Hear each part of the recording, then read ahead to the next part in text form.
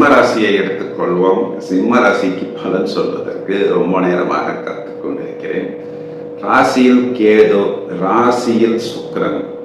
இப்போ இந்த சுக்கிரன் அப்படிங்கிறவர் இந்த மாசத்துல நம்ம ராசியை விட்டு வெளில போறாரு.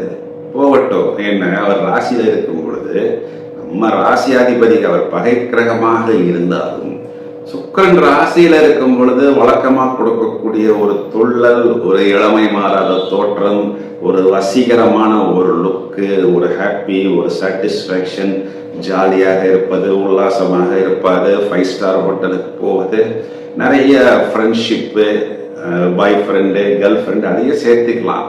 இதெல்லாம் கொடுத்தாராங்க, ஒன்றும் கொடுக்கல. ஃபியூஸ் போன பல்பு மாதிரி, காத்து போன பலூன் மாதிரி புஷ்ஷுன்னு ஆகி போயிட்டாரு. ஏன் இப்படிலாம் ஆனாரு அப்படின்னா, இந்த சுக்கிரன்கிறவர் கேதுவுடன் சேர்ந்து நீர்த்து போய்விட்டார். இப்போ அவர் 2ஆம் வீட்டுக்கு போய் என்ன பண்ண போறார் அப்படின்னு பார்த்தா, அந்த இடத்துல போய் நீசம் அடைய போகிறார். சரி, அதுல ஏதாவது தேருமா அப்படின்னு பார்த்தோம்னா ஓரளவுக்கு தேரும். எப்போ தேரும்னா